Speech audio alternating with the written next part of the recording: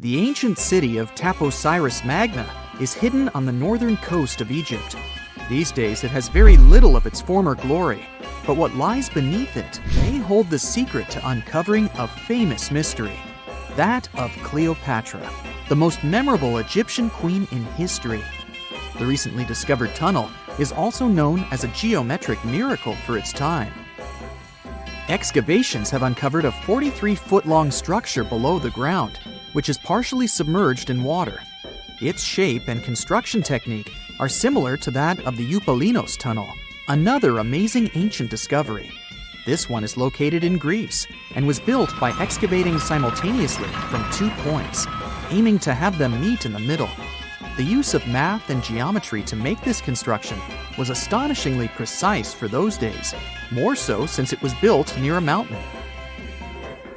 Archaeologists that have been working on the Taposiris Magna site since 2004 believe this tunnel may lead to the lost tomb of Cleopatra. The clues they found so far seem to back up this theory. For starters, the city and its temple were built by one of Cleopatra's ancestors, Ptolemy II. All the architecture seems to indicate it was dedicated to the ancient spirit Osiris and his queen Isis.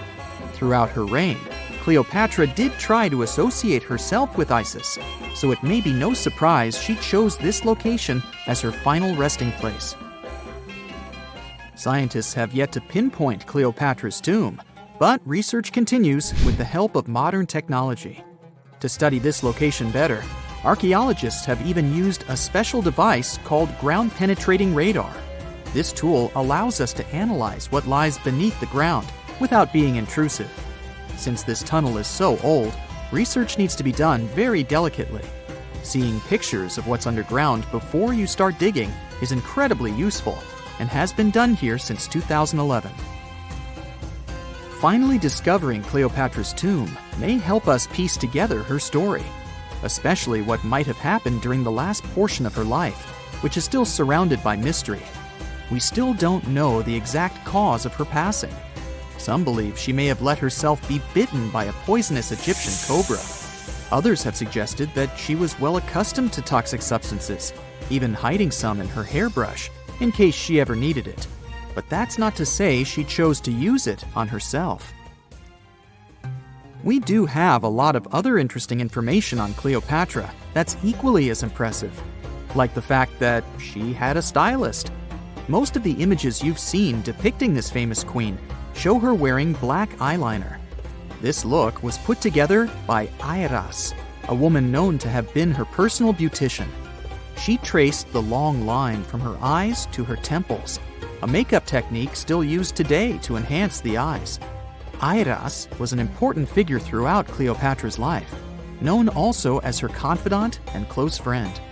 There are even theories that suggest Airas was there by her side when she passed away. Despite her well-thought-out looks, Cleopatra wasn't as pretty as she's described. Or at least, that's what recent research has pointed out. Sure, if we look at movies and modern imagery, she's depicted as this incredibly beautiful woman with symmetrical and delicate features. However, if we look at coins showcasing her image from back in the day, her looks are rather average. Her image on the coins might have been adjusted, too, to make the queen look stronger in the eyes of her people. So there is no trusted source available to confirm her image, but her description in most pieces of ancient literature speaks of her other qualities, like her voice and personality, not of her beauty. Cleopatra might have been the most famous Egyptian queen to this day, but she wasn't the first choice. She did have an older sister, Berenice, that was initially supposed to take the throne. Berenice passed away before she could do that, so Cleopatra took on the role and began investing in her education. She traveled throughout the country quite frequently, so she could become accustomed to her people and their needs. She was only 18 when the responsibilities were passed down to her, and immediately gained popularity because of her intelligence and education. Her taste in literature was quite good too. She was known to be a fan of Homer, the famed Greek philosopher and poet. Cleopatra loved to write as much as she loved to read. There are even claims that she wrote a book on medicine and cosmetics, but we have no evidence to this day that such work ever existed.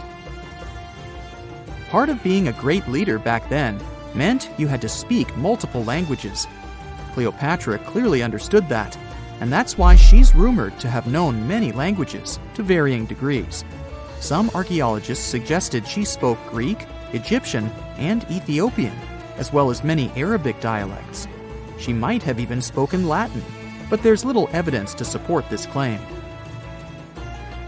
She might not have had angelic looks, but Cleopatra was really careful with the way she looked, even with her diet. She was known to have enjoyed simple meals, including a variety of fish. Since she lived close to the Mediterranean Sea, it's really no surprise. As a treat, she liked to eat stuffed pigeons, which she also served to her guests. Other dishes on the menu included vegetables and fava bean soup. Fruits and nuts weren't missing from her diet either, and she was also a big fan of honey. Recently, a team of experts has even tried to recreate her famous perfume. Think of it like the ancient equivalent of Chanel No. 5. Cleopatra was known to be a fan of luxurious scents, which she believed could even influence how people treated her when they met. The basis of this scent is myrrh, a resin gathered from a local tree. Other ingredients added to the mixture were also found back in the day, like cardamom, olive oil, and cinnamon. The results may not be quite as delicate as the perfumes we know and use today. Its consistency was way thicker, and the scent lasted way longer. When she was at the height of her power, Cleopatra might have been the richest person in the world. Back in the day, she ruled over a territory that stretched across the Mediterranean, from modern-day Libya in the west through Egypt to Syria in the east. This is the largest territory ever ruled over by a woman. In today's currency, her worth might have been somewhere around $95 billion. The calendars we use today may have been introduced by Cleopatra herself. She presented the idea of leap years and leap days to Caesar, the Roman emperor she was known to have been close with. Taking her advice, Caesar made these adjustments part of the official Roman calendar. The ancient Egyptians already knew the year was longer than precisely 365 days. They discovered this by studying the brightest star in the sky, called Sirius, and concluded that a year is actually 365 and 1/4 days long. It was Elizabeth Taylor that famously introduced Cleopatra to pop culture when she played her in the 1963 film bearing the same name. Up until that point, it was the most expensive film ever made. It was originally supposed to cost somewhere around $2 million, but ended up costing a mind-boggling $44 million. That's mostly because of script and production issues. To make this iconic movie, producers created 79 sets from scratch, as well as over 26,000 costumes for the cast. Elizabeth Taylor's Cleopatra costumes alone cost somewhere around $200,000. Thankfully for the producers, the movie made headlines and was well received by critics, making it a box office success. A lot of people associate Cleopatra with another famous Egyptian ruler, King Tutankhamun, nicknamed King Tut. Surprisingly, apart from both of them being Egyptian pharaohs, they have nothing else in common. For starters, King Tut lived around 1,300 years before Cleopatra did, and there is also no connection regarding their ancestry. Cleopatra had Macedonian Greek roots, while King Tut was a native Egyptian. No man shall ever find my tomb. That's what, according to rumors, Cleopatra once said. Rumor has it really wasn't about the gender. She wanted no living soul to disturb her, and I think she meant that no human would ever discover the location of her grave. But, surprisingly, it was indeed a woman who was closer than anyone before to finally discovering the Queen's resting place. Meet Kathleen Martinez-Berry, a criminal lawyer turned archaeologist. She got so intrigued with Cleopatra's story that she packed her bags and went to Egypt with no official support and even no permission from the authorities. All she had was pure determination to find the Queen's tomb. Now, you could say Kathleen had always been ahead of the game. She skipped grades in school, mastered piano, chess, swimming, and martial arts, and grew up listening to top intellectuals debating in her home. And she even got her law degree at just 19, and archaeology was her side passion. She had never actually been to Egypt, never dug up a single artifact. But her fascination with Cleopatra went all the way back to an argument with her father in 1990. That day, she walked into his library looking for a copy of Antony and Cleopatra by Shakespeare. Her dad, Fausto Martinez, a professor and legal expert, casually called Cleopatra a seductress. Kathleen wasn't having it. She fired back, arguing that history had been totally unfair to Cleopatra. The Romans, she said, wanted to destroy her reputation, and for centuries, people had just believed their version of the story. The debate went on for hours, and in the end, her father admitted maybe he had judged Cleopatra too harshly. That conversation changed everything for Kathleen.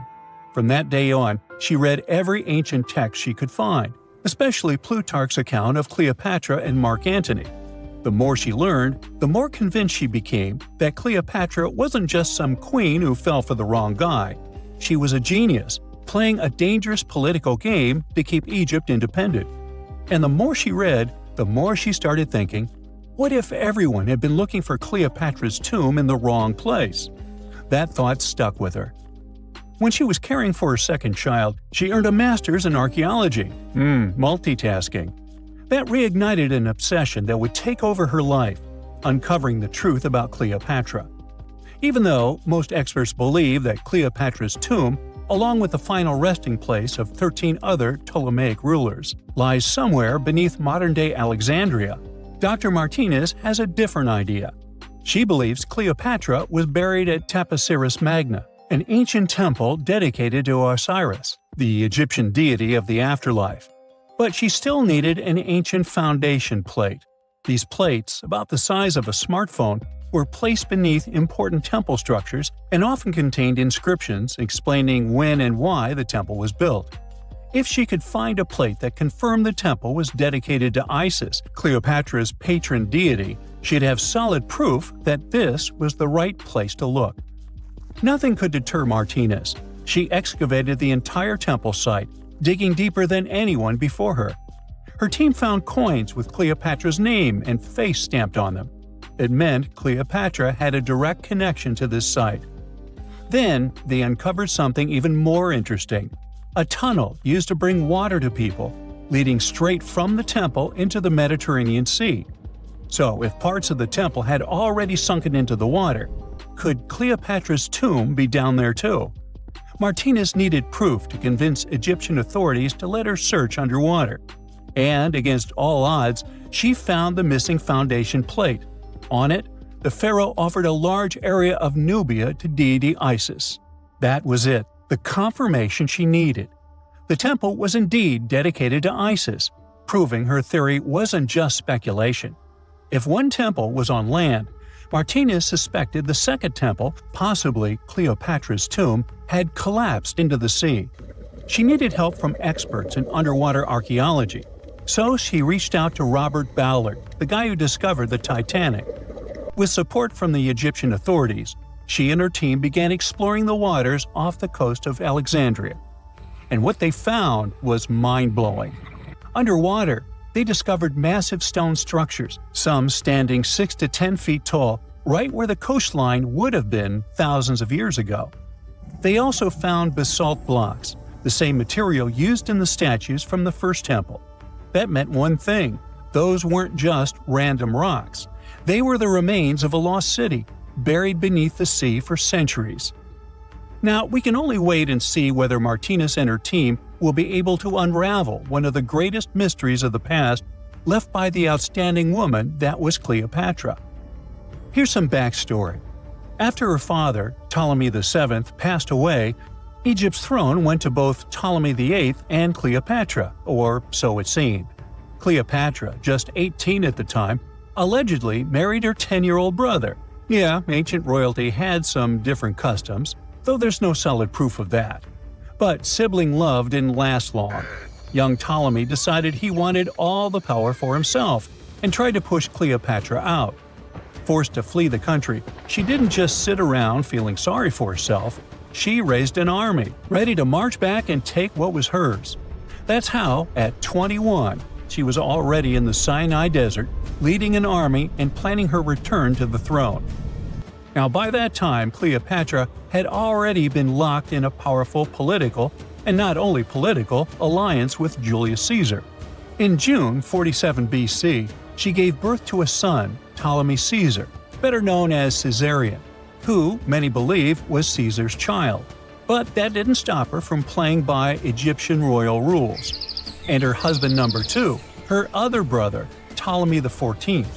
Yep, despite her ongoing affair with Caesar, Cleopatra married yet another sibling, because, in her world, keeping the throne in the family was the name of the game. Now, marriage aside, Cleopatra's bond with Caesar stayed strong. She even traveled to Rome with Ptolemy XIV for a state visit. But instead of playing the role of a dutiful queen, she stayed in Caesar's private villa by the Tiber River.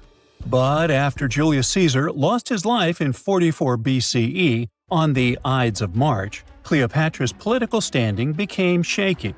To make matters worse, her brother-husband Ptolemy XIV passed away soon after, and some suspect Cleopatra had a hand in it, leaving her as the sole ruler of Egypt. Meanwhile, back in Rome, Mark Antony was rising to power as Caesar's presumed successor. Wanting to size up the Queen of Egypt, he summoned Cleopatra, and she did not disappoint.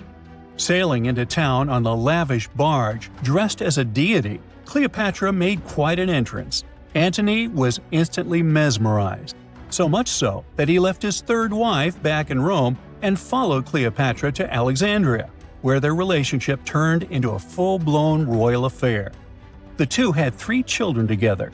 Together, they waged war against Caesar's adopted son, Octavian, in a battle for control of the Roman Empire. The last time the queen was seen, she was in her mausoleum, dressed in full royal splendor, diadem on her head, lying on what Plutarch called a golden couch. When Antony and Cleopatra lost at Actium, Octavian's forces marched into Alexandria. Cleopatra apparently knew the end was near, so she locked herself inside her mausoleum, surrounded by gold, silver, pearls, and priceless art. Those were the treasures she threatened to burn rather than let the Romans take them. Antony, meanwhile, wasn't going to let the Romans capture him alive.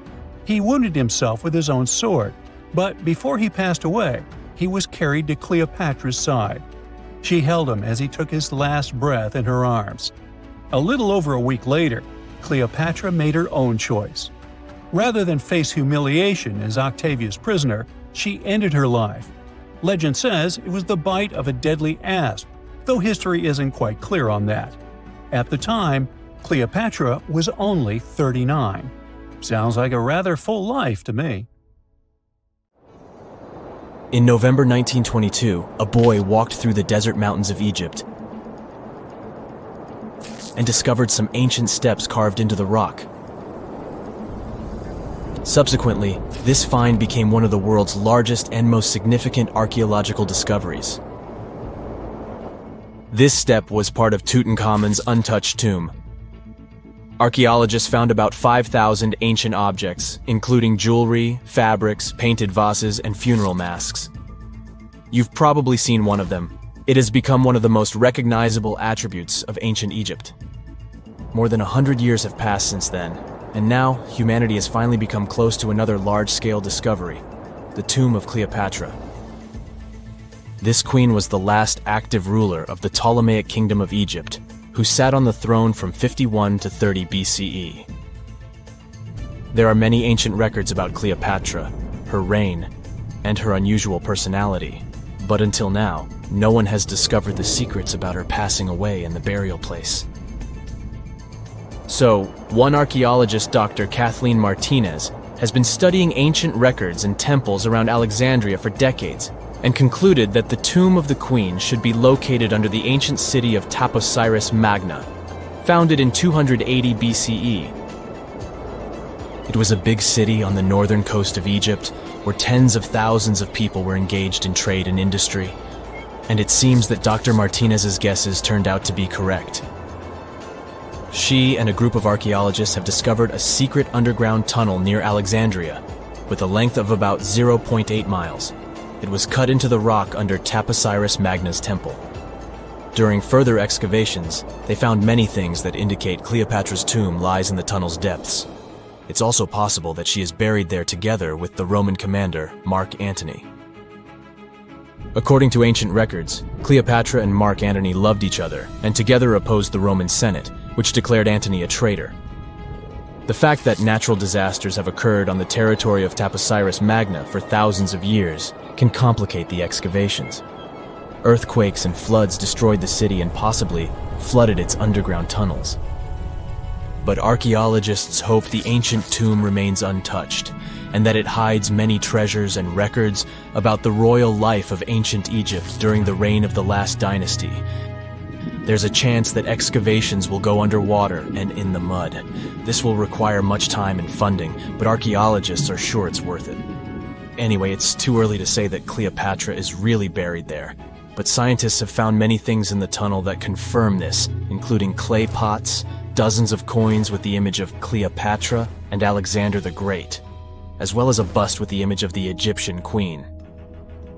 Cleopatra is still one of the most popular personalities in Egypt, on an equal footing with Ramesses III and Tutankhamun. She inspired many films, paintings, and books, but what made her so popular? She became famous for her inconsistency. She was a beautiful, intelligent ruler who pulled Egypt out of the crisis and made it a prosperous power. Medieval Arabic texts say she knew chemistry, mathematics, and philosophy, and may have written several scientific books. She knew several languages and had excellent diplomatic skills.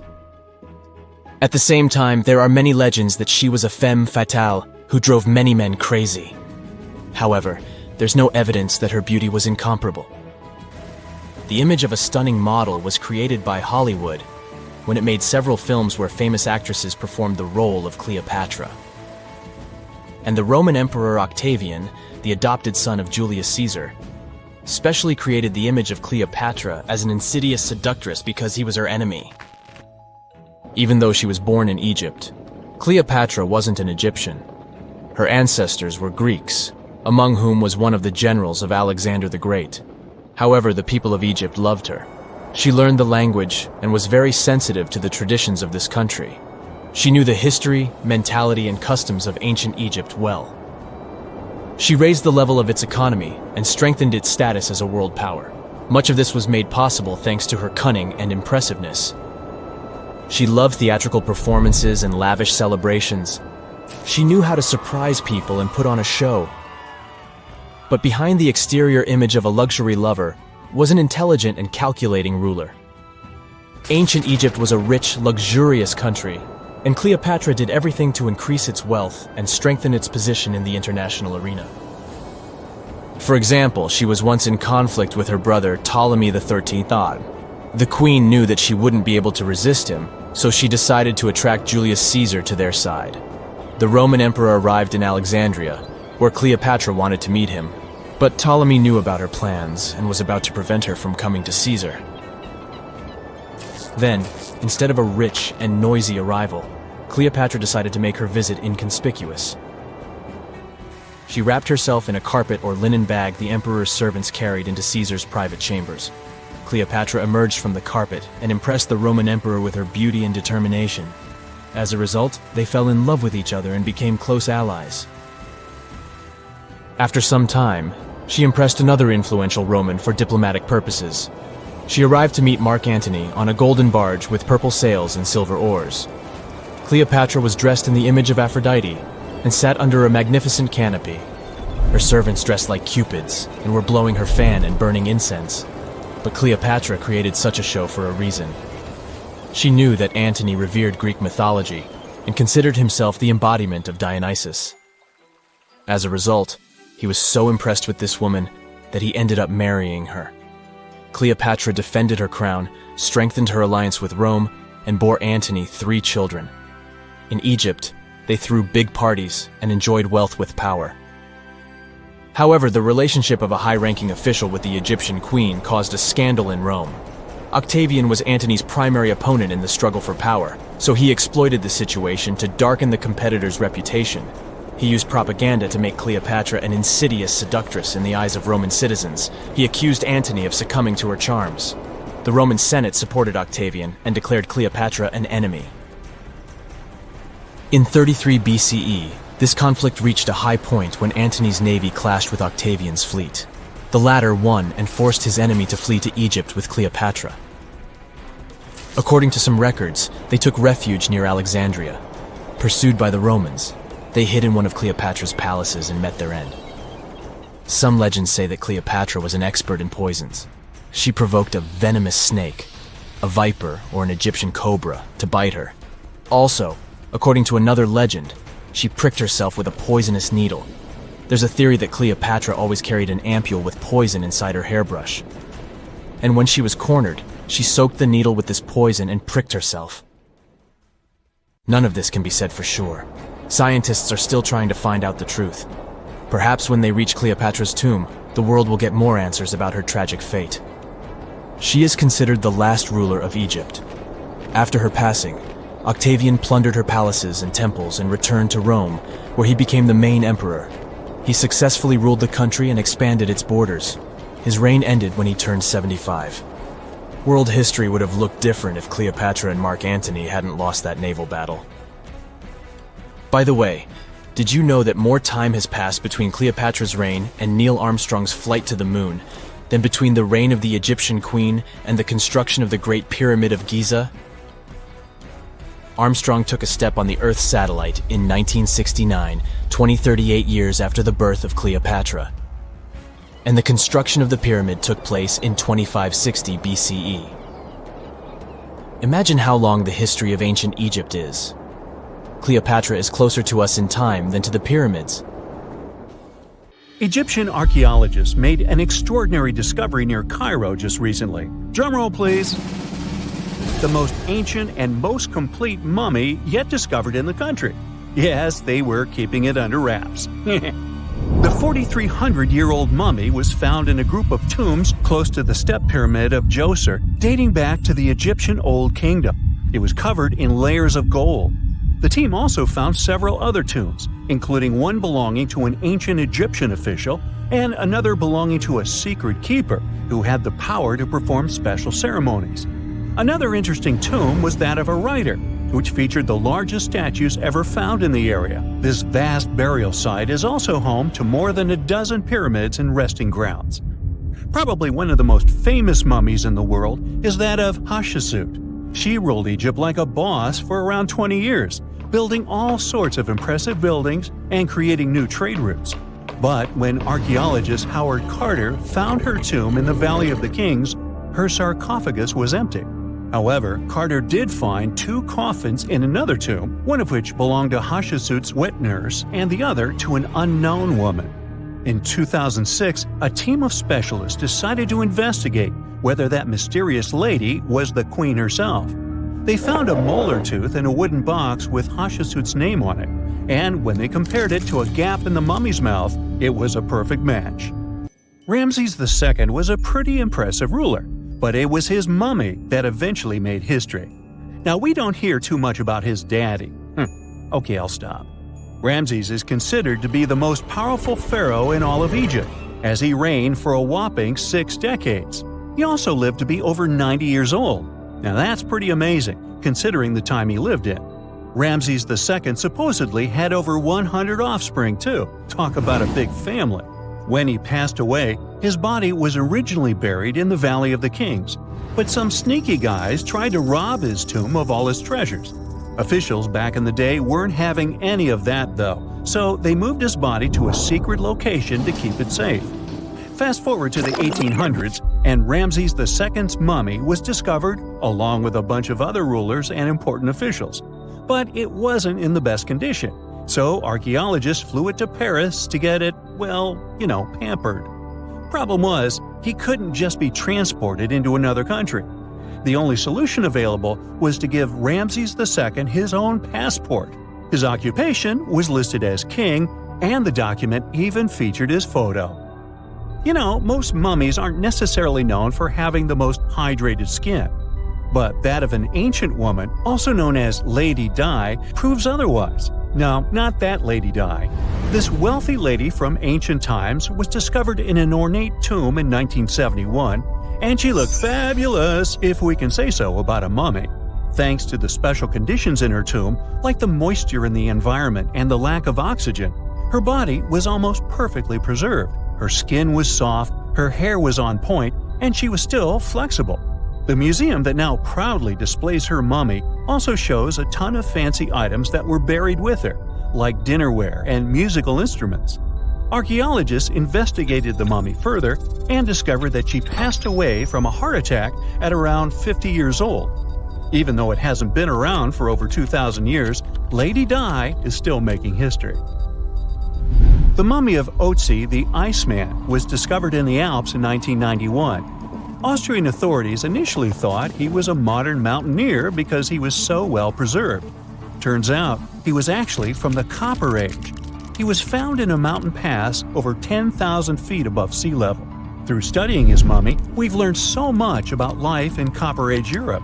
For example, we know that he was a native of Central Europe and enjoyed eating meat. He also suffered from arthritis, narrowing arteries, and intestinal problems. But he likely used acupuncture and medicinal herbs to treat these conditions. And apparently, he was pretty handy with tools. He sharpened them just days before his untimely demise. Who knows if he was expecting trouble or just getting ready for some routine work. Now, King Tut and his story is most likely the one that made all mummies famous. This pharaoh passed away at the young age of 19, more than 3,000 years ago. But his mummy is still one of the most well-known in the world. When his tomb was opened in 1922, people went wild because it was still intact, unlike many other royal tombs. It had some seriously blinged-out coffins, including one made of solid gold. Not only did Tut's tomb give us a glimpse into ancient Egyptian history, but his mummy also taught us a lot about the time he lived in. DNA analysis helped identify his parents and revealed that the pharaoh had a rare bone disorder that might have made walking a bit tough. Now, Ginger is most likely one of the coolest mummies you'll ever hear about. He's like a time traveler from 5,000 years ago who's still looking fly with his golden hair and perfectly preserved nails. Ginger was discovered in Egypt and is believed to be the earliest known mummified body. Before people even knew about mummification, they used to place bodies in shallow graves in the hot, dry sand. And since the sand absorbed all the water, bacteria couldn't reproduce and the body was preserved naturally. Now, scientists are not sure if Ginger's preservation was intentional or not, but since he was buried with some pottery vessels, it's likely that whoever buried him knew some serious preservation techniques. If you want to meet Ginger in person, he's currently chilling at the British Museum. One Dutch art collector bought a statue from Asia and ended up finding a weird discovery. The statue contained a mummy hidden inside. Unfortunately, the body was too fragile to move, so they had to leave it there. The coolest part is that this mummy is over 1,000 years old and was on display for 200 years before being encased in the statue. When scientists did a CT scan, they found out that the mummy was filled with paper scraps covered in writings. Experts think he might have done this thing called self-mummification, which is a pretty intense process involving a special diet and tea that makes your body less prone to bacteria. Only a few people could handle this ritual, and those who managed to do that were seriously respected. No other Egyptian queen has baffled scientists and historians like the stunning Nefertiti. Based on her statues, she was known for her slender neck, wide eyes, and high cheekbones. Her name translates to "the beautiful woman has come." Talk about living up to your name, huh? Even though she wasn't a pharaoh herself, Nefertiti still managed to leave a lasting impression. Written records suggest that, as a wife and queen, she held an incredibly influential role. Because of her power, she was indeed admired, but she also managed to make quite a lot of enemies throughout her life. She was also related to King Tut, but not biologically. Rather, she was his stepmother. So far, locals have yet to identify her mummy, but that may soon change. A local Egyptologist who has been busy excavating tombs in the Valley of the Kings has found 2 mummies that he believes could be Nefertiti and her daughter. According to specialists, we may soon finally get a definitive answer about the identity of these 2 mummies. And if one of them does turn out to be Nefertiti, we could be in for a real treat. DNA analysis and CT scans of the mummy could give us the most complete and accurate image of the queen that we've ever seen. It's crazy to think that we've only scratched the surface of what lies beneath modern-day Egypt. Nefertiti ruled during a time of great power and prosperity in Egypt, but unfortunately passed away in a period of social turmoil, leading to her gravesite being lost. Now, where's my mummy? For more than 3,000 years, the gold mask of Pharaoh Tutankhamun stayed hidden in the Valley of the Kings. This artifact, which stands about 21 inches tall, shows how skilled and artistic the ancient Egyptians were. But nobody expected that X-rays would reveal its biggest secret. King Tut was the last ruler of his family during the 18th dynasty. He took the throne at just 9 years old, but ruled for only 10 years before he passed away unexpectedly. If we're being honest, back in ancient Egypt, he was mostly forgotten by the rulers who came after him. His tomb wasn't a big deal for them, so much so that even the grave robbers forgot about him. It might sound a bit sad, but the truth is that it was actually great news for us. Since his tomb was practically forgotten, it ended up being perfectly preserved. While the other tombs in the Valley of the Kings were looted, his remained sealed and untouched. So, when it was discovered back in 1922, it had over 5,000 precious objects inside. That made Tutankhamun basically an instant celebrity and one of the best-known pharaohs nowadays. Among the treasures was the most stunning piece, his golden mask. This mask is said to be an exact image of the king's face, or at least it was supposed to be, but we'll get to that later. The purpose of this accurate representation of his face was to make sure that his soul would recognize him in the afterlife and return to his mummified body. In ancient Egyptian beliefs, this would allow him to continue living in the afterlife. The details of the mask clearly looked incredibly difficult to create, but people didn't realize how complex it truly was until many years later. The first X-rays of the mask were taken in 1967. Back then, the main reason for these scans was practical – conservation. The mask was heading to Paris for an exhibition, and it was the first time it had ever left Paris. This would help them keep track of any changes during the exhibit. Plus, the images could give clues about how the mask was made, but back then, they probably didn't fully realize just how complex its construction was. I mean, Egyptian goldsmiths didn't use modern soldering techniques. So, how did they make this mask? New X-rays taken in 2007 gave us some answers. It turned out the Egyptians didn't use pure gold, which is 24 carats. The mask was actually made of 23-karat gold, meaning it was mixed with another material. So, specialists discovered that the gold sheets contained a small amount of copper, a reddish-brown metal. This was likely done to make the material more flexible and easier to shape. They would then shape the gold sheets by heating and hammering them over and over again. But there was one more secret inside the mask that wasn't discovered until 2015. The year before, the staff at Cairo's Egyptian Museum were working on the mask display when the long beard of the mask accidentally got knocked off. Another theory is that the beard had become loose over time and just fell off. Either way, the fact that King Tut's beard came off caused a lot of stress. After all, we're talking about one of Cairo's biggest tourist attractions, so the experts had to fix the problem quickly. The restoration process started with a detailed recording of the mask's condition. To do this, they had to take a full 3-dimensional scan of the artifact, and, by accident, they found something very interesting in the mask. Inside the royal beard, there is a gold tube, an intriguing structure that the Egyptians likely used to attach the beard to the rest of the mask. And that proved, once again, that the process of making this mask was even more complex than experts thought. But the mysteries don't stop there. Remember how we mentioned that the mask was thought to perfectly represent King Tutankhamun's face? Well, that might not be entirely true. Some popular theories suggest the mask was never meant for him and was actually made for someone else. A study published in 2015 suggested the mask was originally made for a female pharaoh, his supposed stepmother, the famous and beautiful Egyptian queen Nefertiti. The biggest clue comes from an inscription on the mask. At first glance, it seemed to belong to Tutankhamun.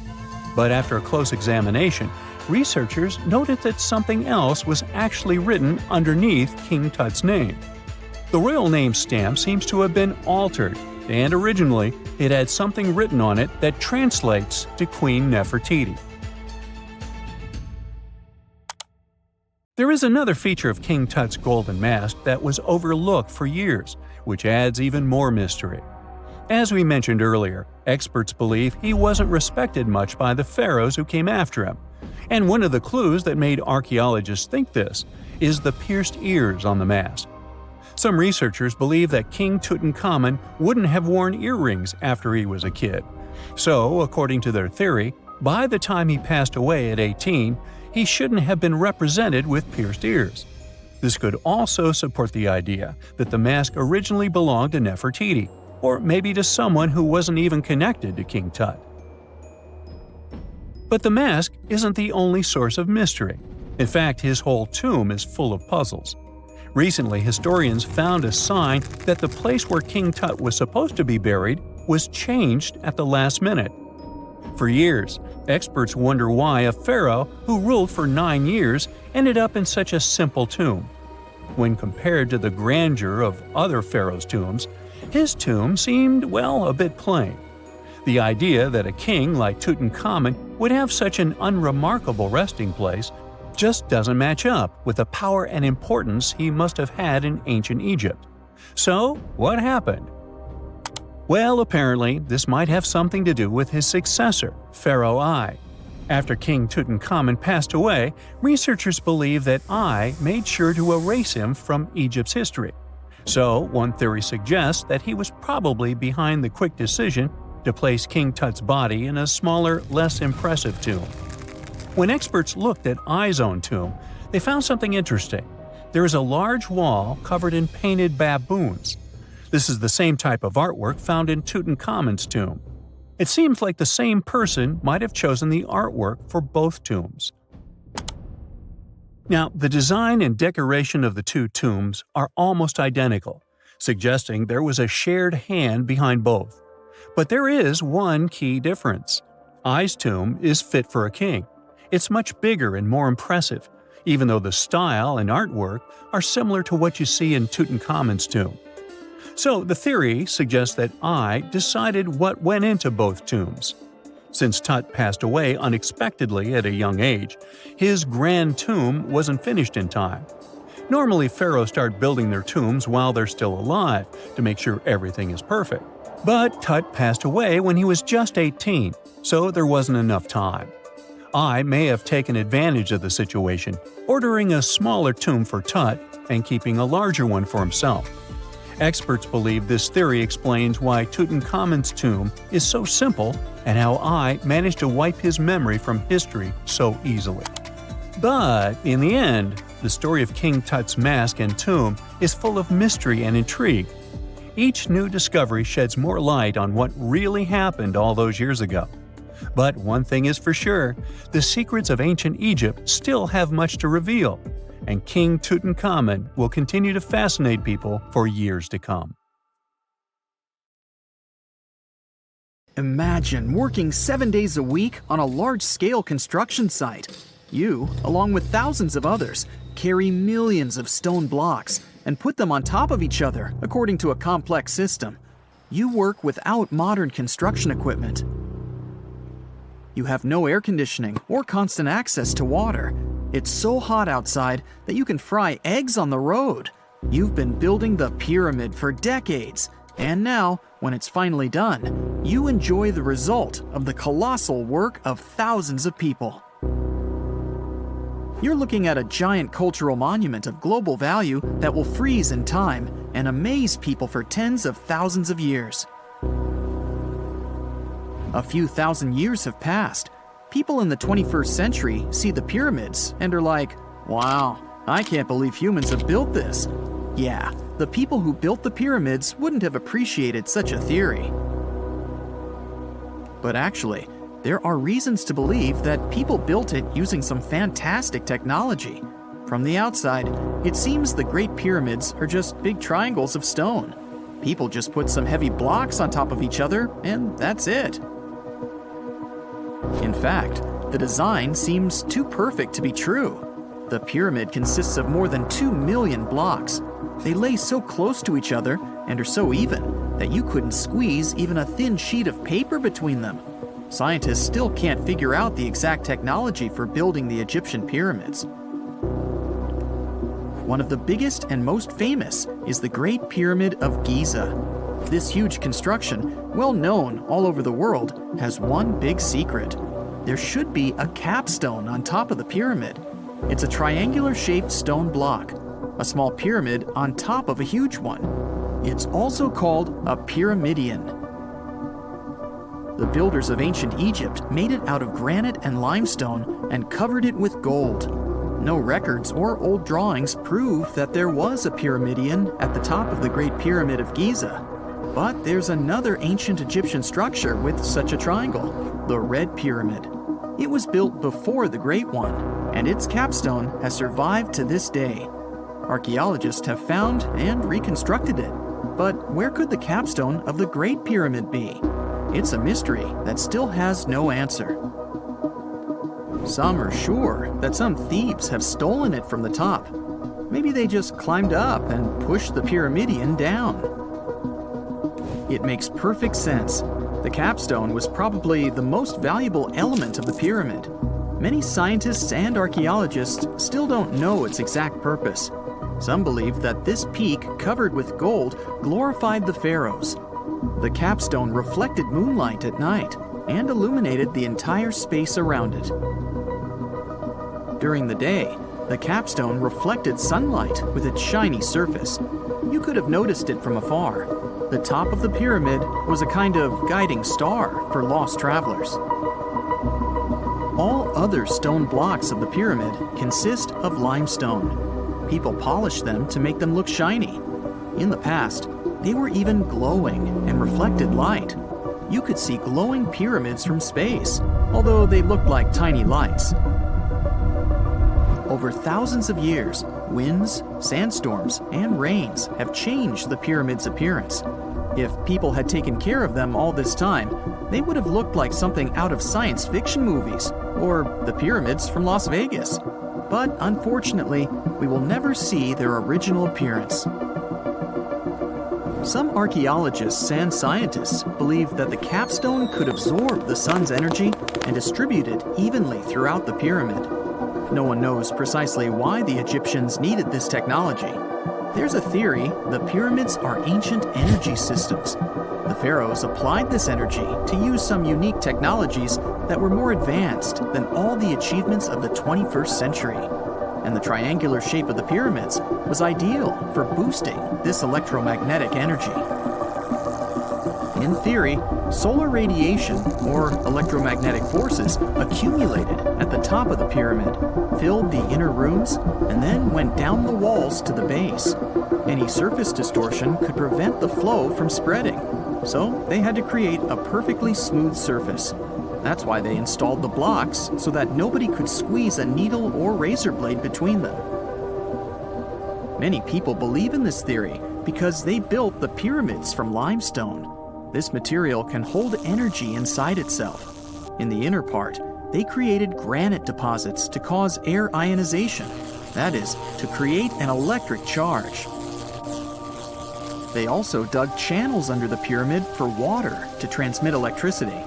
And at the top, they put a gold capstone, the best conductor of electricity. So, this is how you get a great power generator. Different cultures used similar technologies to create electricity all over the world. But these are all theories. If it had been working, humanity would have used these technologies today. There are mentions of the metal industry, chemistry, engineering, physics, mathematics, and astronomy in some ancient records. Most scientists don't believe in all these things. We know the detailed stages of the technology's development in different cultures. In the 21st century, scientists, historians, and anthropologists can track the evolution of all modern devices. If people had created some technological inventions in ancient times, the history of the world would have looked different. Perhaps all the achievements of antiquity could have been wiped off the face of the earth by global cataclysms, and it can happen to us. Just imagine how people would dig up a laptop in 5,000 years. Perhaps they wouldn't understand what kind of device it is. Another Egyptian wonder surrounded by mystery is the statue of the Sphinx. The Egyptians carved it out of a single massive piece of limestone about 4.5 thousand years ago. But scientists still don't know the exact date of its construction or who built it. People painted the Sphinx in different colors, so it looked much brighter and more vivid in the distant past. It was shining just like the Great Pyramids. Anyway, time hasn't only changed its appearance, but its name too. Initially, the Egyptians called it Horemheb. The Greeks renamed it the Sphinx about a few hundred years after it had been built. The Sphinx emphasized the greatness of the rulers of Egypt. It also performed a symbolic function of a watchdog guarding the tomb of the pharaoh and the paths leading to it. This version sounds realistic, since archaeologists have discovered many secret entrances at the foot of the Sphinx. Perhaps these rooms and intricate tunnels lead to underground halls with treasures. And treasures don't always mean gold and jewelry. According to legends and theories, the Sphinx guards the Hall of Records, the storage of all humankind's knowledge. The information about the ancient mythical state of Atlantis could be there. You can find many detailed maps of the internal dungeons of the Sphinx on the internet. They show structures 12 stories deep under the statue. It looks like a small city filled with gold, scrolls of knowledge, and various ancient artifacts. But don't believe all these maps. These are just theories. Several thousand years have passed, but people have very little information about it. Archaeologists know that there are still many strange and exciting things about the Sphinx that are still undiscovered. Some locals are afraid to research because they believe they can awaken something terrible from the underground depths. Therefore, it's mostly scientists from other countries who conduct the excavations. In 1998, scientists discovered strange tunnels leading to empty rooms under the Sphinx. They realized that some people tried to get there through tunnels in the past, and maybe those people took all the treasures that were there. One of the legends says that some powerful artifact lays beneath the Sphinx. Its technology can change the whole world, but the locals are hiding it because it can damage the planet. Some believe that you can find evidence of unknown technologies painted on the granite walls in the pharaoh's tombs. But most likely, these paintings and signs tell us the myths and legends of ancient Egypt. But what if Egyptian symbols and drawings are detailed instructions for using ancient technologies? What if the locals that lived at that time thought, people in the future won't be able to get energy themselves. Let's leave some detailed instructions for them. Anyway, there are many riddles and theories. In reality, the search for answers is a dangerous undertaking, since it's not easy to get into the underground halls. Excavations can ruin the structure of the entire Sphinx. Any person inside the tunnels may get lost and never be able to find their way back. Besides, it costs a lot of money. Now, what would be awesome is if people could invent some device that could scan underground areas and show their detailed models. Consider the Great Pyramids, one of the original 7 wonders of the world and the only one that still exists today. Did you know that the pyramids of Giza weren't the only pyramids out there? And they weren't even the first ones. First, there were the pretty good pyramids, but they didn't catch on. Nah, I made that up. Back to the story. In ancient Egypt, it was believed that kings were chosen by gods to serve on earth as their mediators. In the afterlife, they were expected to become gods themselves. The pyramid complex was built to make sure that the king had everything they might need in the afterlife. The complex included the pyramid, a palace, and temples. The tomb in the pyramid, where the king was buried, was filled with many things they might need, like furniture, food, and gold vessels. Actually, the first pyramid had been built 80 years before the first pyramid of Giza appeared. Overall, there were around 100 of them. Some weren't finished though, since the construction took a while and not every pharaoh lived long enough to see the end of the construction.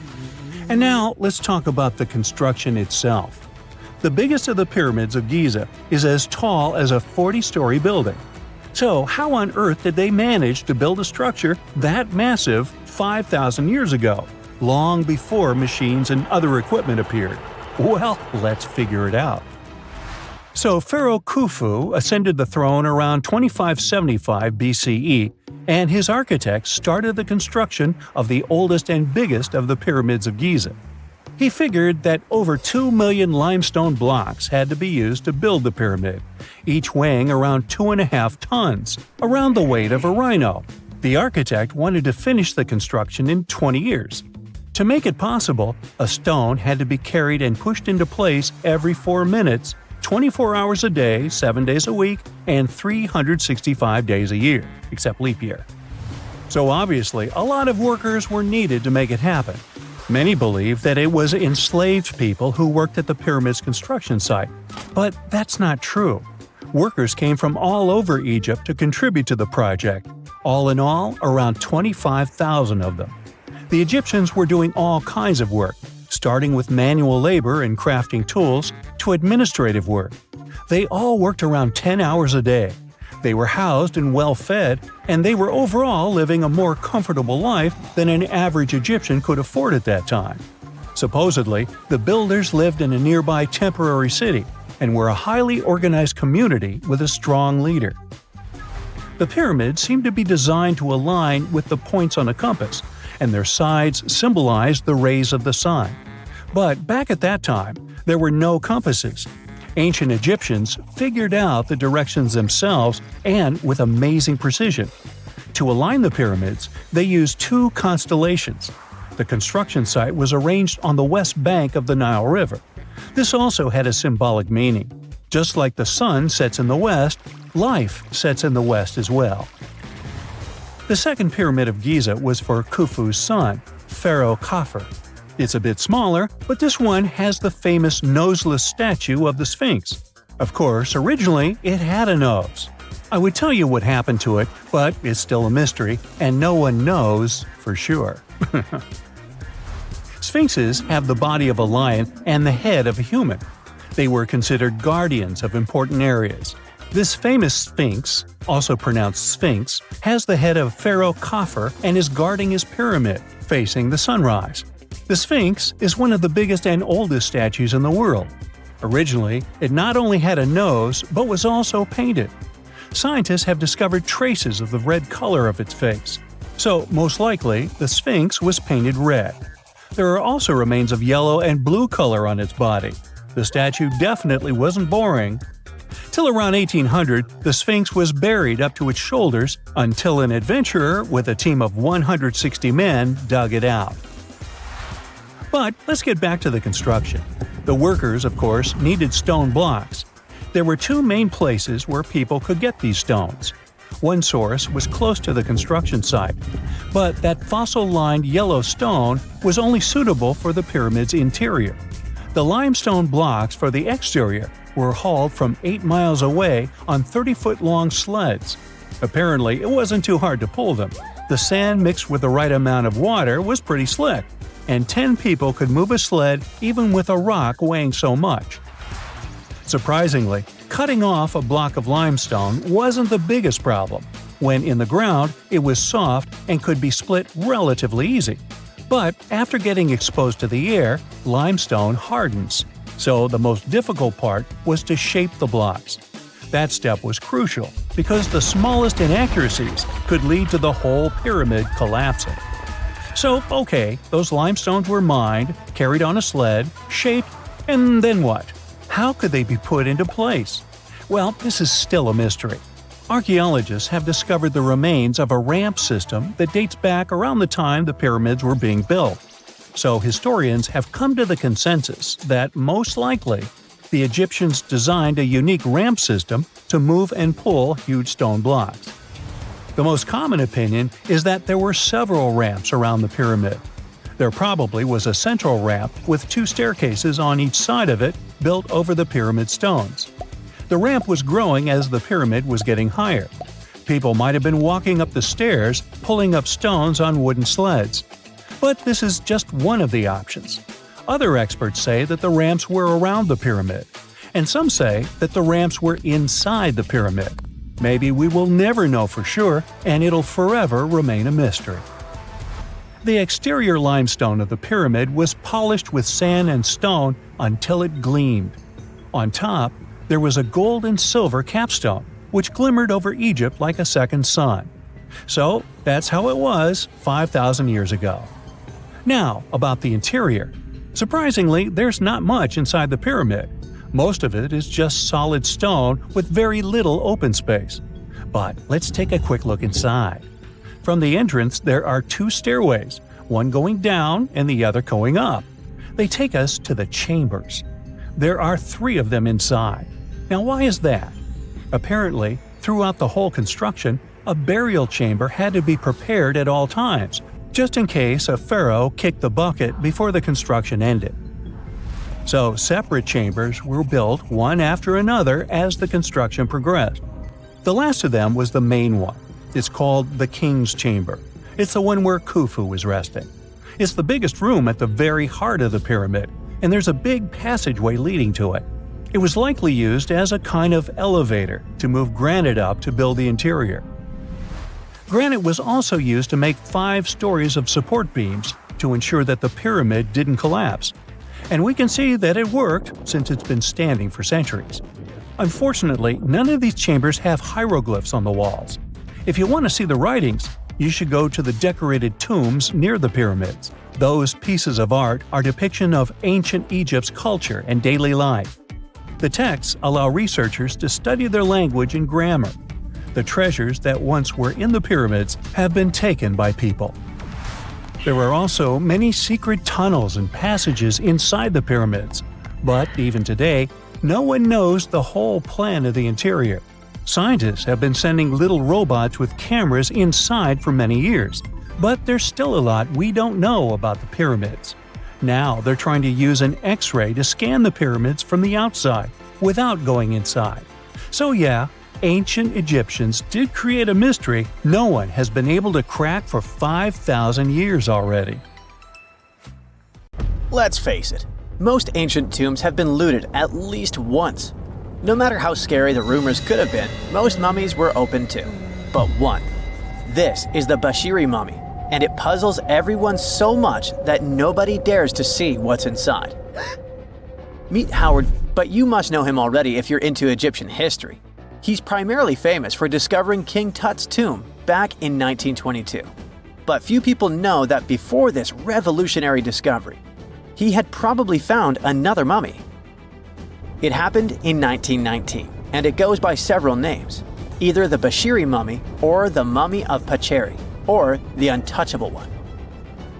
Some reports say that Howard stumbled upon the Bashiri mummy in Luxor's Valley of the Kings, just where he would later find Tut's tomb. Despite this find, not much is known about this particular mummy. The reason why it's still unharmed in any way is not because of some superstitions, but because nobody is sure that they can undo what they do if something goes wrong. The mummy is so intricately wrapped that researchers never unfurled it for fear of irreversible damage. The golden rule of anyone who works with antiquities: if you're not sure you can't make it better or preserve it unchanged, do not touch it. History knows many examples of ancient relics ruined beyond repair, say Ecce Homo, or smiling statue restoration. The delicate fabric that covers the mummy's face has this cool design that kind of looks like a pyramid. The researchers are not 100% sure, but this might be the only one of its kind with that embalming style. But without knowing the ancient technique, it's next to impossible not to ruin the mummy while unwrapping and wrapping it back. Back in the day, people, both experts and looters, would unwrap mummies for all sorts of reasons, mostly to study them. Luckily, these days, we have advanced tech that lets us check out what's inside a sarcophagus without having to unwrap anything. After taking a closer look at the Bashiri mummy, researchers figured out that it belonged to a man who was around 5.5 feet tall and lived during the Ptolemaic era, which makes this mummy roughly 2,300 years old.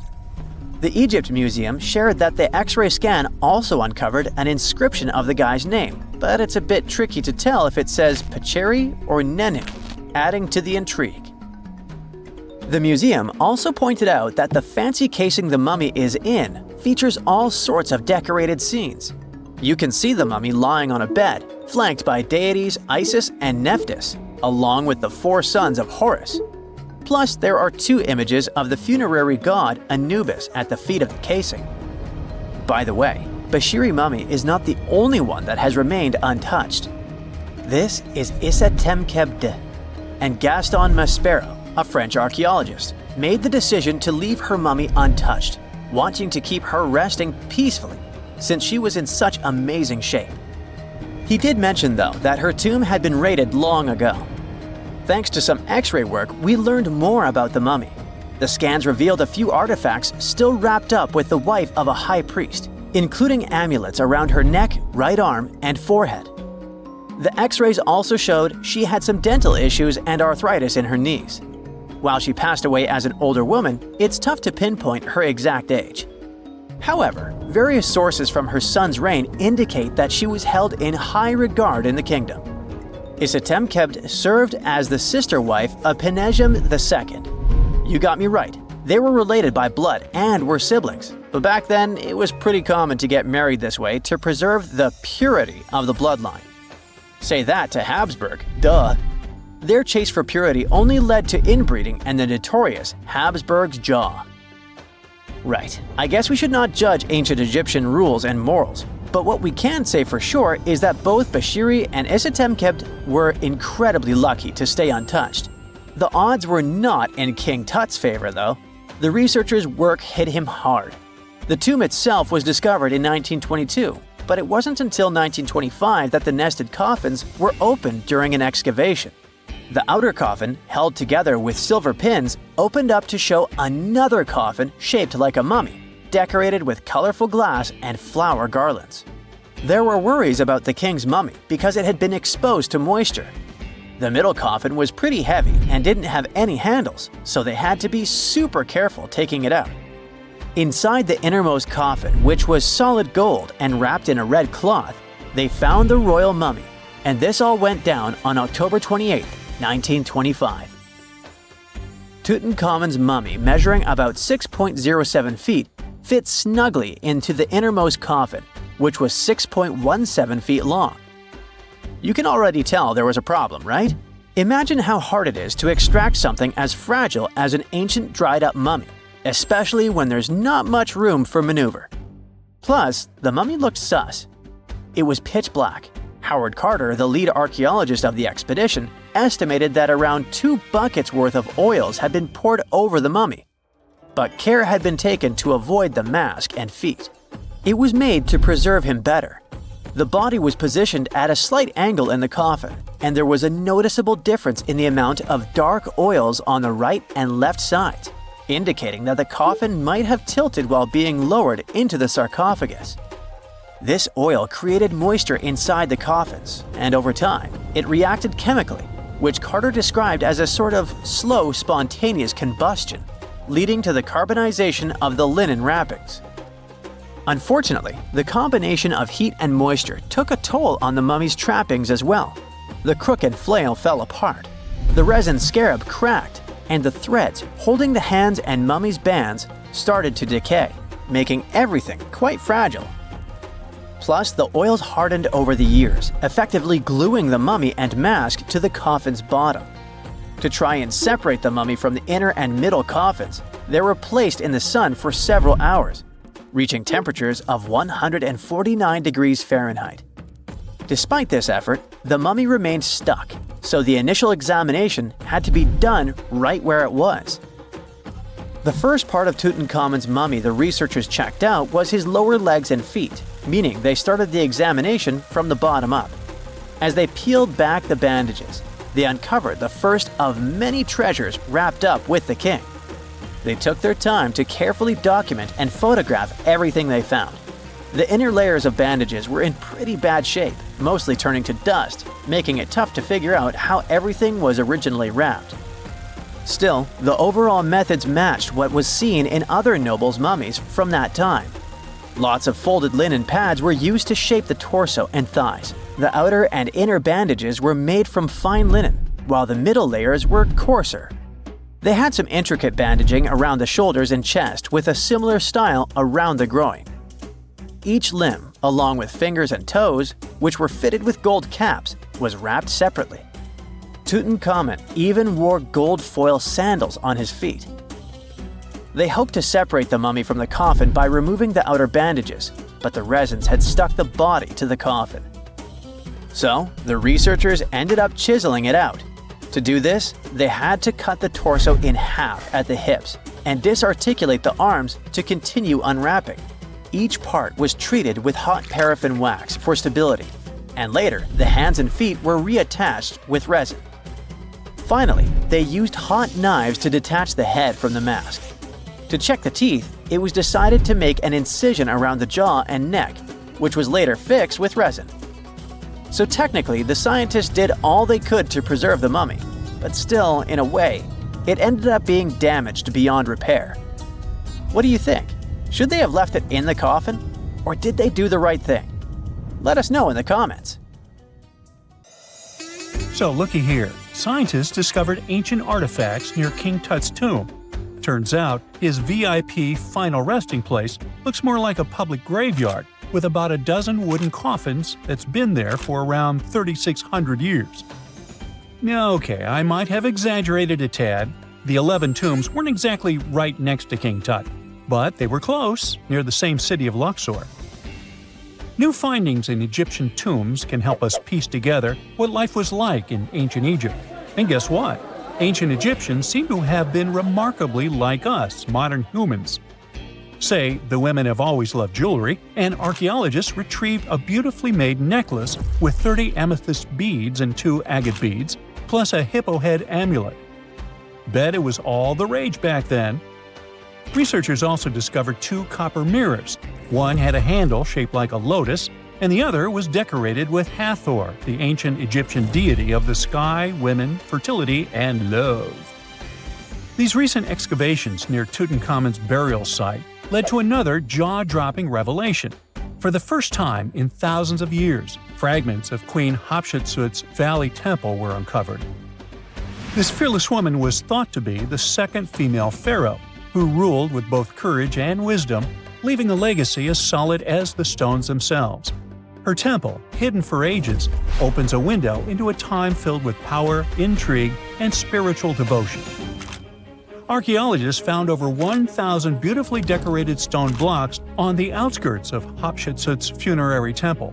There were very few women who managed to take the throne in ancient Egypt.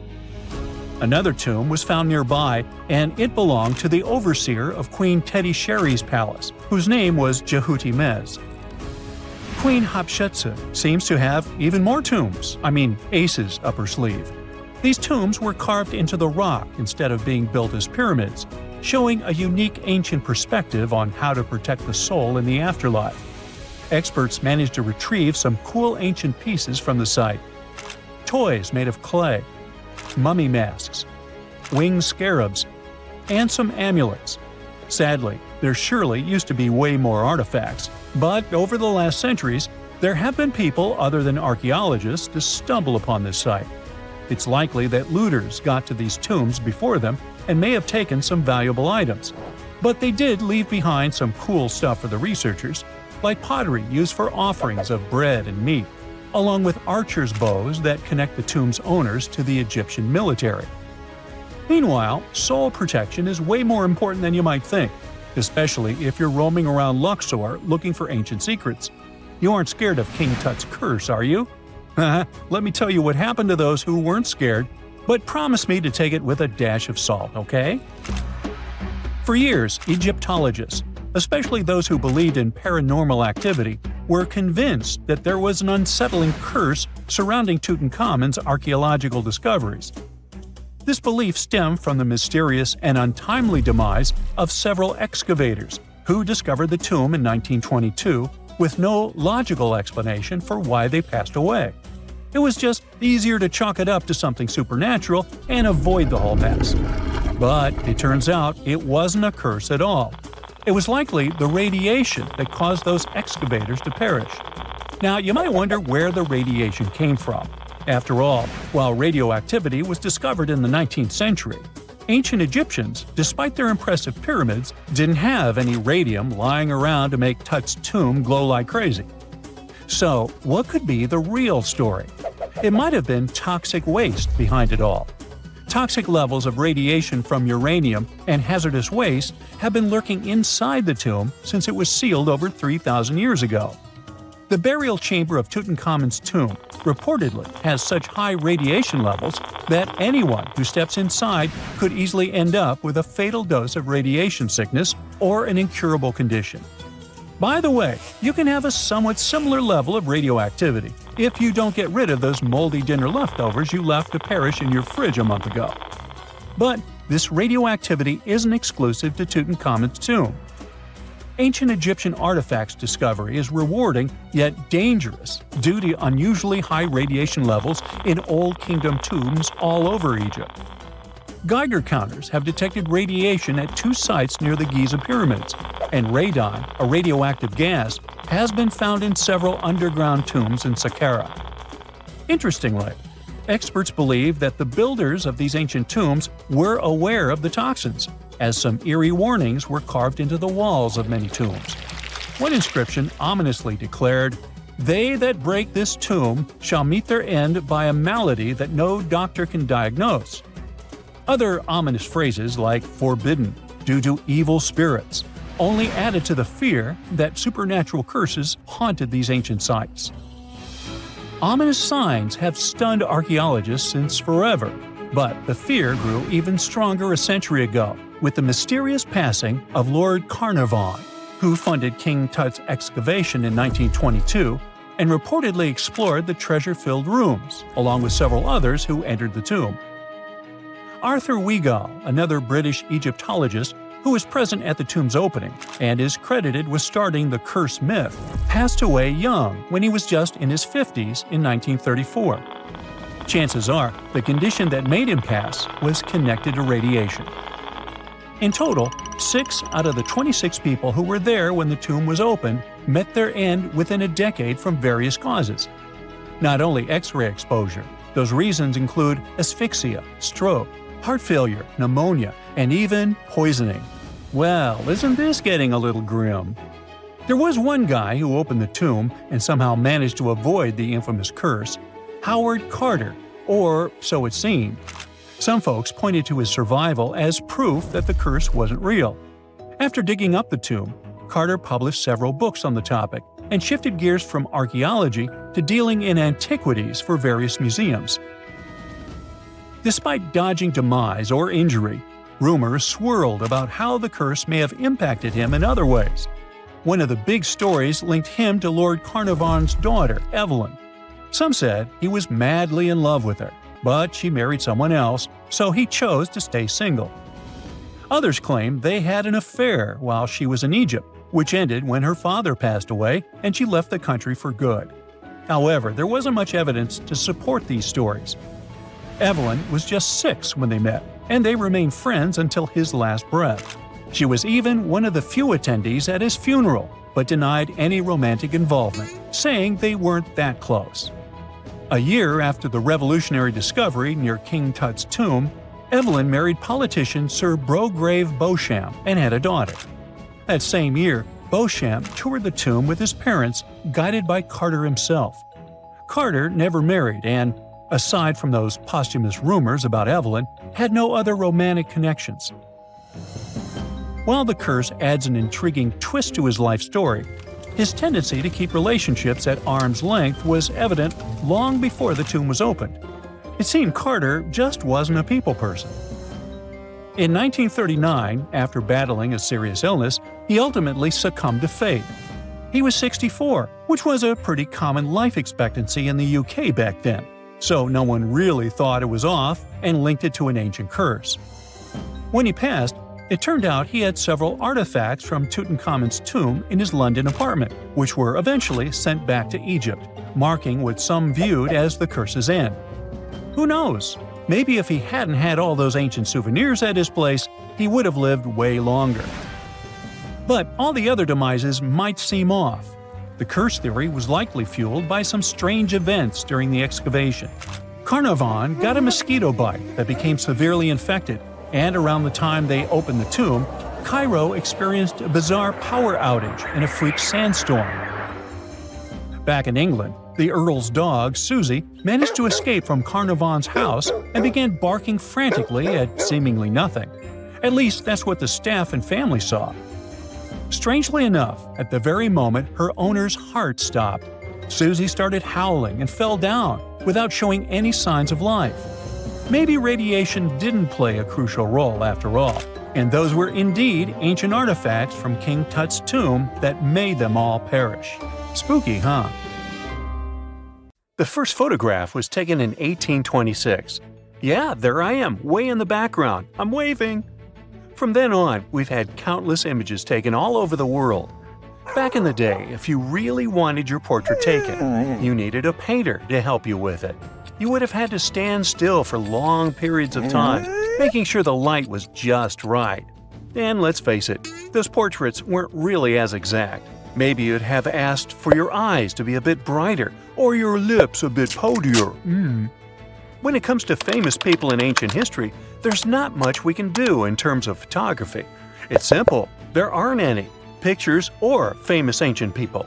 We can try to imagine what they look like based on their paintings or on texts written about them by highly regarded scholars. Fortunately, more and more as years go by, this lack of knowledge will become a thing of the past. Enter forensic facial reconstruction. With the help of this amazing science branch, we can now have a better understanding of what ancient celebrities look like. But how are scientists able to do that, you might ask? Go ahead, ask. Turns out that a person's skull can tell a lot about their appearance. Everything from the brow bone to the distance between the eye sockets can showcase a realistic profile. Even the nasal chamber or the shape of one's chin can influence how your face will end up looking like. It's like the skull is a blueprint for the face. Using these bones, artists and forensic anthropologists can work together to reconstruct your appearance through the magic of forensic facial reconstruction. It's like real-life detective work, but with more clay and less drama. Now, I guess you're thinking, how correct can these reconstructions really be? Well, the finished product may not reflect all the details, sure. You can't tell a person's eye color or skin tone just by studying the skull. Facial hair is equally hard to tell, and if you have plump cheeks that make you look so cute, your skull will never tell the secret. But even with those limitations, facial reconstruction can still show us what someone in history may have looked like. The process itself is pretty cool. A trained sculptor works with a forensic anthropologist to figure out the skeletal features and build up the facial traits using clay. Anthropologists have to consider things like age, gender, ancestry, and any injuries or tooth loss. Scientists can also do such tasks digitally these days with the help of computers and design software. With all these amazing scientific advancements in mind, did you hear the latest news about King Tut's family tree? Well, apparently his possible father, an ancient Egyptian pharaoh, just got a new face makeover. And let me tell you, he's looking regal and serene due to some digital reconstruction magic. But even though this is the most correct representation of him so far, we still don't know for sure who he really is. This fellow was found in 1907 in the Valley of the Kings, just a few feet away from King Tut's tomb. Scientists have been studying him for over a century and think he might be Akhenaten, King Tut's daddy, and a very important Egyptian ruler for that matter. Still, some experts remain skeptical and say we need more evidence to confirm his true identity. The reconstruction of this ancient pharaoh's face was a months-long project by a group of brilliant scientists in Sicily. They even brought in a 3D forensic artist from Brazil to help out. The new model is different from earlier ones because they wanted to focus on his facial features and not get distracted by his hair, jewelry, or other bling. On the same note, make way for this latest fashion icon. No, it's not some famous model. It's a hunter-gatherer woman who lived in Sweden 7,000 years ago. And boy, is she fierce-looking in her new reconstruction. She's rocking a feather cape, a slate necklace, and a belt made from 130 animal teeth. Talk about being fashion-forward or backward. Plus, her dark skin is painted with white patterns, making her look like a true work of art. But don't be fooled by her stunning appearance. This woman was more than just a pretty face. She was buried upright in a location dating back to 5500 BCE to 4600 BCE, and her rich jewelry tells us that she was important in her local community. Thanks to the work of an archaeologist and sculptor, we can now see what this ancient woman looked like. They used a CT scan of her skull to piece together her face muscle by muscle, creating a unique expression. It's like making eye contact with the past. While we may never know for sure what her role was in her community, her intricate surroundings suggest that she held a special place for her people. Now, Otzi, the 5,300-year-old mummy from the Alps, also got a new makeover thanks to this amazing technology. He didn't go to a plastic surgeon if that's what you're thinking. Two Dutch brothers used their skills in forensic science and artistry to recreate his face for a new exhibit in Italy. Otzi was found in 1991 by hikers who stumbled across his mummified and frozen remains in the mountains near the Italian-Austrian border. He's been around longer than Stonehenge or the pyramids of Giza. And now, thanks to the two skillful brothers, we finally know what he looked like. They used 3D images of his skull to recreate his face. A photographer also documented the whole process for half a year. Earlier research shows he passed away from a wound caused by an arrow. He was left in a protected area high up in a cold glacier region, so his body was preserved in the snow. He is now safely kept in a refrigerated cell at the museum, which mimics the wet, cold glacial conditions that kept him preserved. They even have a unique cooling system that makes it possible for the mummy to be displayed. Otzi's last birthday was his 46th, which was a pretty ripe old age for his time. He was about 5 feet 3 inches tall and weighed around 110 pounds, so he was on the smaller side. But hey, size doesn't matter when you've been around for over 5,000 years. King Henry VII got a digital makeover as well, and boy does he look good. A graphic artist used a mask of Henry VII's dating from 1509 to create an impressive and realistic reconstruction. Why a mask, you might wonder? Well, before photography, people used wax masks to preserve someone's likeness more accurately than paintings or illustrations. And let me tell you, the restoration of this Henry was a game changer. Henry VII was the King of England from 1485 to 1509. A depiction of him, which can be found at Westminster Abbey, was already lifelike, but the new digital reconstruction takes it a step further. It took the team behind it about 2 months to complete, using a combination of software, custom algorithms, and really tedious image adjustments that were done manually. The project started with a high-resolution image of the mask, which was then used to create a 3D model of the subject's face. From there, the lighting was designed. Lastly, facial markings and hair were added. But what's even more fun is that a beard was added to Henry VII's face too, since men during that era were commonly bearded, wore a beard. We'll never know for sure if he was bearded or not, but it's a hilarious touch that adds to the character of the reconstruction. The same team has also created facial reconstructions of other historical figures, like Mary, Queen of Scots, or Oliver Cromwell. These masks are like secret passages to another time, if you think about it. It's amazing how technology can take us back thousands of years to see faces we've only imagined. And who knows, maybe in a few hundred years, someone will recreate our faces from a selfie we took. A gruesome discovery took place in Egypt some years ago. You want to hear about it? 16 human hands, carefully buried in 4 eerie pits.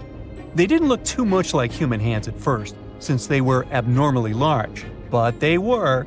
Weirdly, there were only right hands. No left hands were in sight. It turned out that it points to the practice of an ancient dark ritual. Old Egyptian art and tales talked of a ceremony where warriors would present the right hand of their adversaries as proof of victory and ask for gold in return. Egyptians believed in the afterlife, so cutting off someone's hand meant you cut off their power eternally. Guaranteeing this type of defeat was interesting to the winning party. Here, the fight was between Egyptians versus Hyksos, who lived in what was once known as Canaan. Egypt has always been the center of some history-changing findings, and some time ago, this papyrus was found. If we stretched it open, it would be just a tad bigger than the height of a skyscraper. The world's tiniest skyscraper, which is located in Wichita Falls, Texas. When humans didn't write on their notes app, they wrote on this thing, made from the medulla of a papyrus plant. Around 2,000 years ago, ancient Egyptians wrote something reminiscent of a book where they describe most of their funerary traditions and their visions of the afterlife. It's considered one of the most important texts from ancient Egypt and is still sold in bookstores to this day. This ancient manuscript was unearthed from a chamber located just south of the Pyramid of Djoser, located in Saqqara. Oh yes, Djoser is the oldest pyramid in Egypt and not the Giza pyramids like most people think. So recently, the site of Saqqara buzzed with excited archaeologists who probably found one of Egypt's oldest complete mummies. They believe that this beautiful and well-preserved mummy was that of a wealthy man. He was discovered in a deep shaft, covered in layers of gold leaves. There are many symbols that show he was an important and wealthy man, like the band he wore on his head, the bracelet on his chest, and the fact that he was embalmed with a tunic, which was reserved for Egypt's finest. The most exciting part of the entire discovery was finding the resting place sealed with mortar, just as the ancient Egyptians had left it 4,300 years ago. Now this may sound weird, but back in 2008, archaeologists discovered a missing pyramid. Now it went missing because it deteriorated over the span of 4,000 years. Today, you can only see its base. It was a pretty important site back in ancient times. It is said that around the area of the pyramid, the ancients hosted a special type of ceremony where high priests would carry mummified remains of sacred bulls. Now here's a fun fact. Ancient Egyptians believed that Apis bulls were earthly incarnations of the city deity of Memphis and was connected to rites of fertility. It wasn't just any Apis bull, though. They needed to be all black, with a single white mark between its horns and a bunch of very specific characteristics. They were selected by the local priests and honored until they passed away. After that, they were mummified and buried in underground galleries. Meanwhile, this missing pyramid sort of disappeared around the 1800s. It was a German archaeologist who first found it in the village of Saqqara. He called it the Headless Pyramid when he first found it. But then, years after the official discovery, the desert sand came along and covered the whole thing. There were some excavations between the 19th and 20th centuries, but they weren't too systematic. That's why scientists were so thrilled when they dug an entire pyramid's base after removing the 25-foot mound of sand that was covering it. Oh, and it turns out American archaeologists are excavating a cemetery in Egypt that could contain over 1 million mummified bodies. So far, archaeologists have dug around 1,700 mummies. One of the main differences from other classic Egyptian mummies is that these people weren't kings and pharaohs. They were commoners that most likely lived about 1,500 years ago, when Egypt was controlled by the Roman and Byzantine empires. The name of the cemetery is cool, though, the Way of the Water Buffalo, just in case you want to check it out on your next trip. Other than bulls and buffaloes, ancient Egyptians also liked baboons. Are you seeing a pattern here?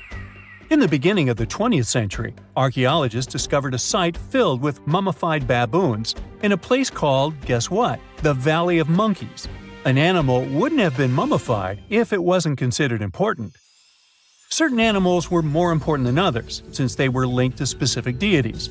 Jackals were connected to Anubis, the ancient god of the afterlife, and cats were likened to the female deity Bastet. Baboons were a pretty big deal, since they were believed to be connected to Thoth, the deity of wisdom and advisor to Ra, one of Egypt's supreme deities. The archaeologists who studied these animals weren't too happy. They think these baboons were kept inside and were deprived of sunlight for most of their lives. They had extreme vitamin D deficiencies and they were poorly fed. Maybe Thoth got angry with these baboon keepers. Just a guess. Since there's never a boring day for archaeologists in Egypt, they also found human mummies with golden tongues. Since Egyptians were all about the afterlife, they believed that golden tongues might help a person speak once they pass to the other side. I mean, it's a long shot, but hey, why not? Some of these mummies were placed in wooden coffins with goods, such as necklaces, pottery, golden artifacts in the shape of lotus flowers, and scarab beetles, and iPhones. Just kidding. A new temple was also unearthed recently in Egypt. Scientists believe it was dedicated to honor Zeus Cassios. That deity would be a cross between Zeus, the almighty Greek deity of the sky, and Mount Cassios. While digging around the Sinai Peninsula in Egypt, archaeologists spotted 2 pink granite columns poking out of the ground, and bingo. They believe these columns represented the temple's front gate and collapsed during an earthquake many years ago. And speaking of deities, there weren't only super serious deities. Recently, scientists unearthed a golden ring in a city south of Cairo. No, Frodo, it's not magical. It was a normal gold ring, but it had the depiction of the deity of fun, officially named Bes. This deity is often described in sacred texts as a happy chubby dwarf. Today, many tattoos we get are sorta deprived of any sense and are made of aesthetic purposes only.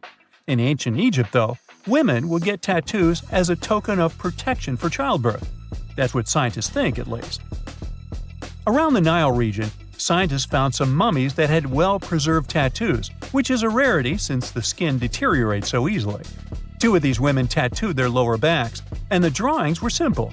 They were mostly pictures, including that same chubby dwarf we just talked about, Bes. He also had a side hustle as the protector of women during childbirth. Now, would you believe me if I told you ancient Egyptians invented robots? No? Well, that's because that's not entirely true. Sure, they were astronomers, mathematicians, and engineers, and somehow they also squeezed an eccentric invention into that package – an automated deity some scientists called Hathor. This wooden statue had been in the Metropolitan Museum of Art for years before someone noticed its secret. With the help of an X-ray machine, specialists discovered a mechanical operating system inside it. The pulley-like axis goes from the statue's shoulder to her left leg. When the system rotates, the statue raises and lowers her hand. Hey, pick me! Pick me!